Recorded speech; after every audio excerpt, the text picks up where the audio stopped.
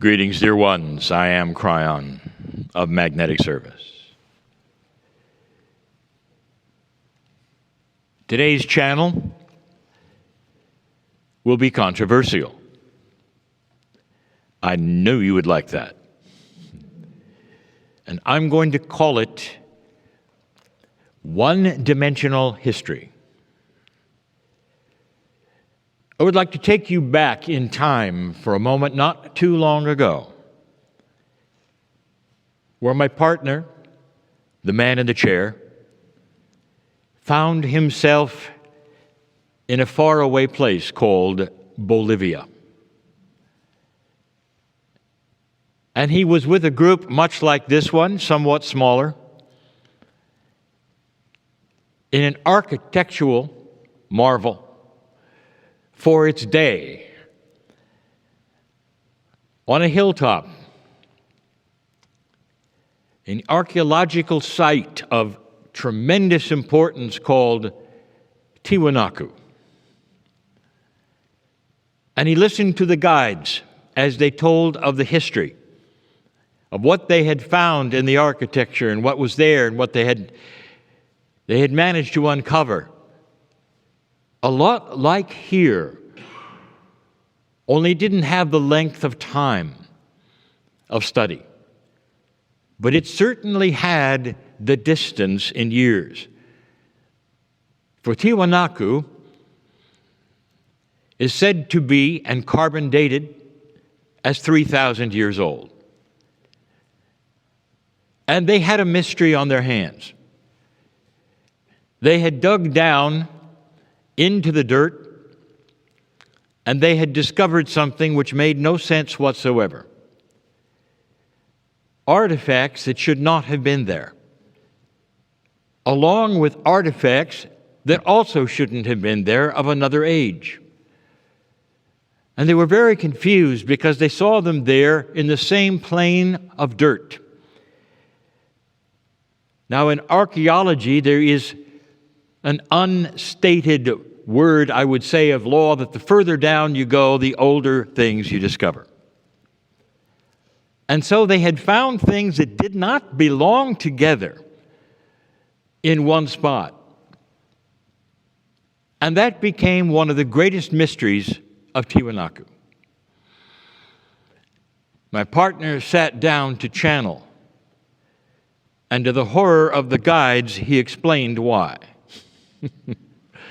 Because it wasn't their history, and they didn't like it. And what I said at that time, in that channel, and I say it again today, is that many historians do not give credit to the ones that came before them also being historians, and the ones that came before them having enough intellect to build a museum. They had just discovered a museum. A museum perhaps that was 2,000 years old, that had a collection of artifacts from their ancestors and perhaps the ones before. One-dimensional history does not give credit to the ancients to be as sophisticated as you are, to have their own museums, perhaps to care about their ancestors. It's a great land here. There's many things that hide here. There are many mysteries. But there is still the thought that you have the sophistication of being interested in your past, and they didn't. You don't look for their museums or perhaps give them credit for having the intellect to do certain kinds of things that you do as well. It might change the way you think.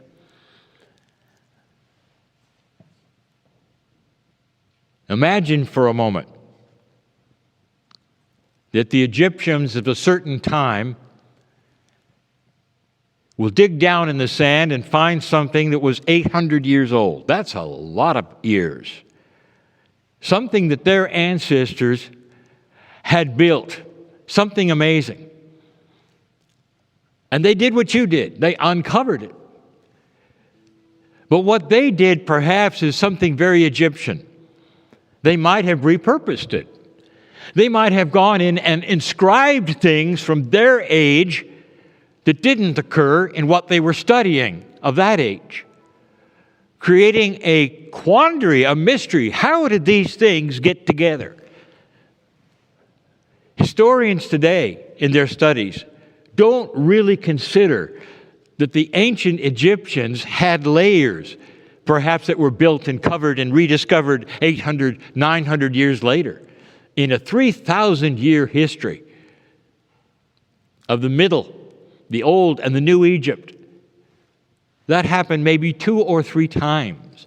What if some of the things that you see as marvelous and just recently discovered in the last 100 years have been uncovered 2 or 3 times by others, with inscriptions, or perhaps even repurposing, which would explain why some things are there that shouldn't be there? It's not really thought of. I'm going to give you a lot of controversial what-ifs at the moment. I have never and will never tell the secrets of a civilization. It is always for you to uncover, just like you uncover that which is in your subconscious, that which hides from you, that might display the glory of God. The whole entire reason that I am here giving these kinds of messages is for your spiritual growth. I want to give some what-ifs to you, based upon what you've seen today and what's happened in this great land. You limit the ancients in their intellect. You hobble them in your perception of who you are and they must have been. What if you're looking at a society that was really advanced, but you haven't found evidence of these things, and you expect you would have, or you might have seen it on the walls, written down, where everything else was written down? So let me give you a big what if.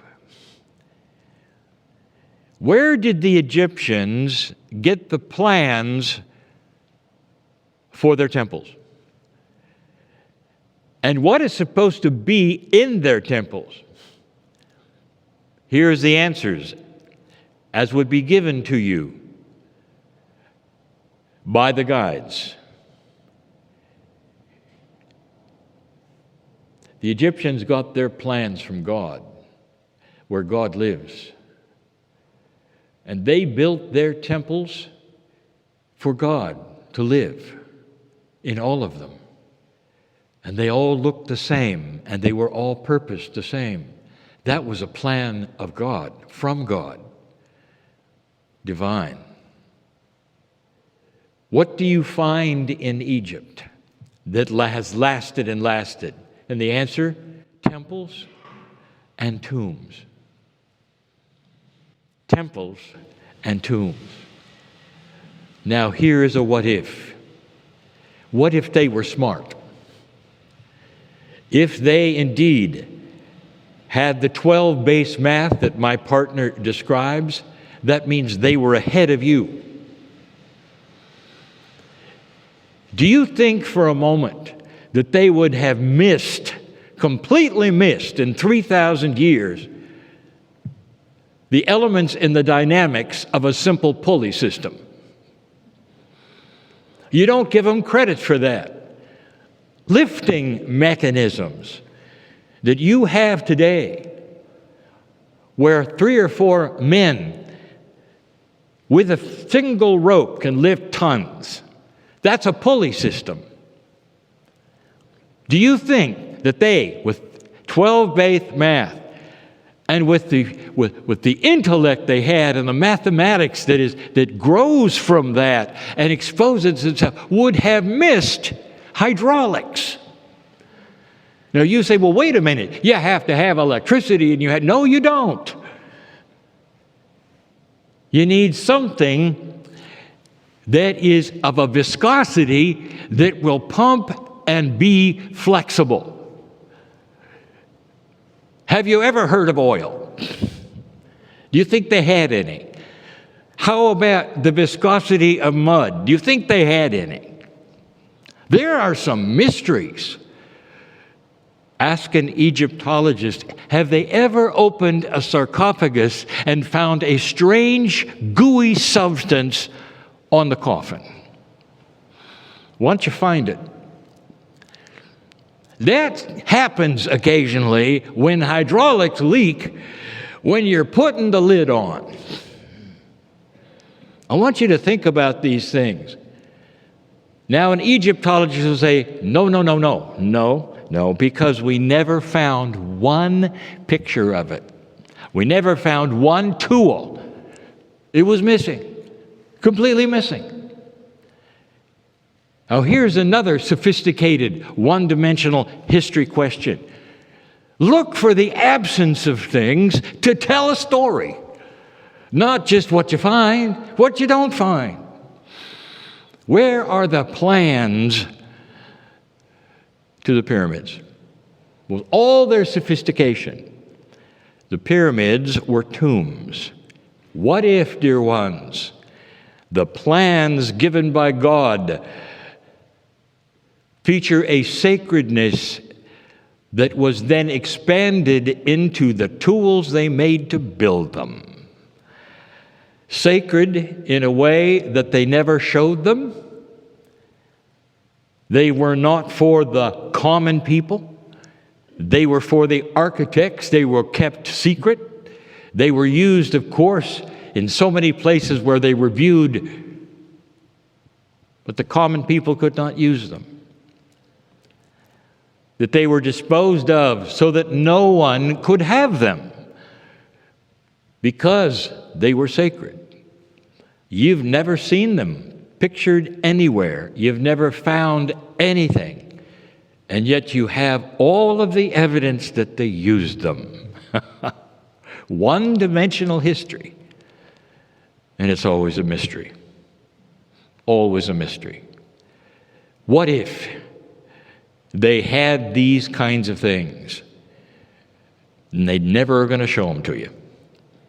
But you're going to see everything they built with those very sacred tools given by God.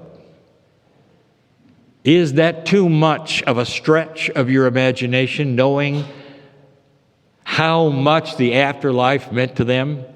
How much the temples where God lives meant to them? Perhaps they were never supposed to reveal how they did it. But what if how they did it was the same way you do it today? Hydraulics, pulleys, intelligence. Dear ones, there's more here than meets the eye. And I want to close this channel by saying I would like to start a series when we next meet that will reveal itself in several channels. And it's be called Discovering Self. And it's going to be metaphoric for the land that you're in. I am Kryon, in love with humanity, asking you to think out of the box of your own perception. And so it is.